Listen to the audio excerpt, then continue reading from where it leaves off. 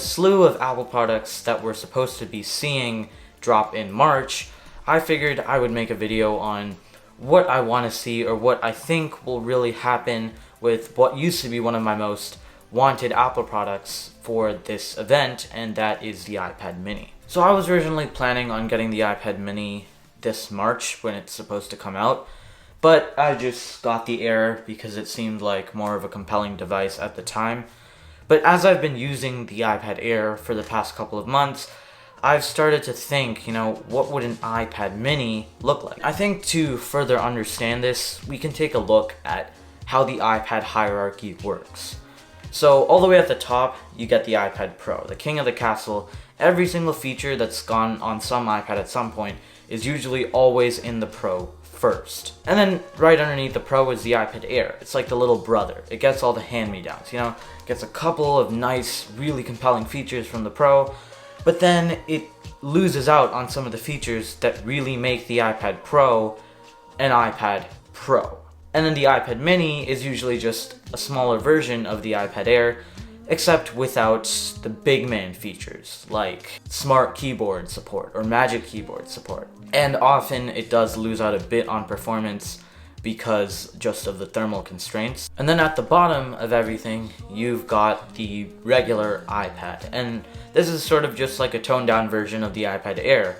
It gets some of the features, but then loses out on some. And it usually just recycles the old body of the iPad Air. And that's what we're supposed to see with the iPad 9th gen. So operating off of this, we can start to formulate an idea in our heads as to what an iPad mini 6 should look like.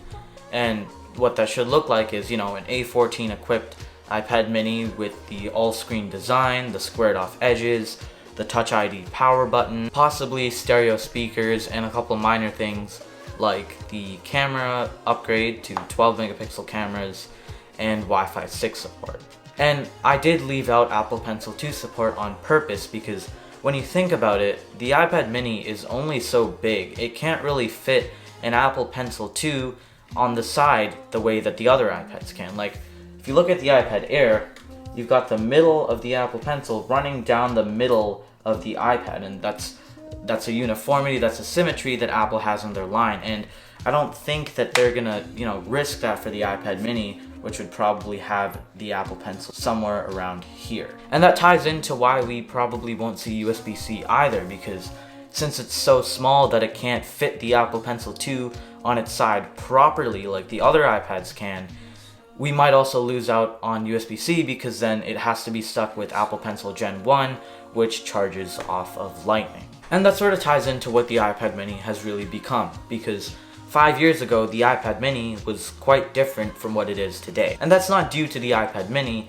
that's because the other iPads around it have changed a lot. And where that's left the iPad mini is just the most basic iPad. And the reason that I say that is because it's the only iPad in Apple's entire line without a smart connector, and it's the only one that's not being marketed as some sort of budget laptop replacement or laptop alternative. And we even saw the regular iPad get a screen size upgrade to 10.2 inches and smart connector support with the release of the 7th gen iPad in 2019. And to add on to that, Logitech's Folio Touch keyboard case for the regular iPad, which is basically a keyboard case with a trackpad made for the regular iPads, is actually on the Apple Store, which means that Apple is actually somewhat serious about marketing that base budget iPad as some sort of budget laptop alternative or replacement. Whereas the iPad mini has pretty much just remained a tablet with some really strong upsides like iPad OS. However, with all of this out of the way, leaks and rumors are pointing somewhere else. So actually, Pigtou made a render on the iPad mini with a hole punch cutout and a Touch ID home button in the screen. A home button, like, imagine this, except you've got a home button, like a physical home button right here. Hole punch hasn't happened, won't happen, especially not debuting on a $300 to $400 device. And again, Pigtou isn't really a reliable source. However, MacOtakara has been saying some other things. So they made a report saying that the iPad mini would be getting a screen size bump to 8.4 inches but it would retain the same bezels and it wouldn't really be getting a redesign like that, which is kind of worst case scenario. While I do think that people would welcome the new screen size, they're saying that they're going to keep the bezels like that on the iPad Air 3rd gen. So basically really thin side bezels, but you've still got that chunky forehead and chin. And I hate to say this, but I can actually see that happening because, I mean, really with the iPad Air getting this sort of an upgrade, it's really put the iPad mini in a weird situation because number one, Apple Pencil 2 support is really the thing that's clinching it all, because when you usually see an iPad mini, you're really thinking that you're only going to sacrifice keyboard support. But then again, you're also going to sacrifice Apple Pencil support because it's so small. But the 8.4-inch redesign is totally plausible. It's a very low-risk move. Apple's just giving it an incremental upgrade. Nothing really hurts with incremental upgrades, and it's just Apple basically playing their cards safe. But the other possibility is that it could be because we are leading into the iPad mini getting replaced by a foldable iPhone. Now, there was actually a report on this by a Chinese site called MyDrivers, but their site was this, and it was very confusing, so I decided to translate it into English.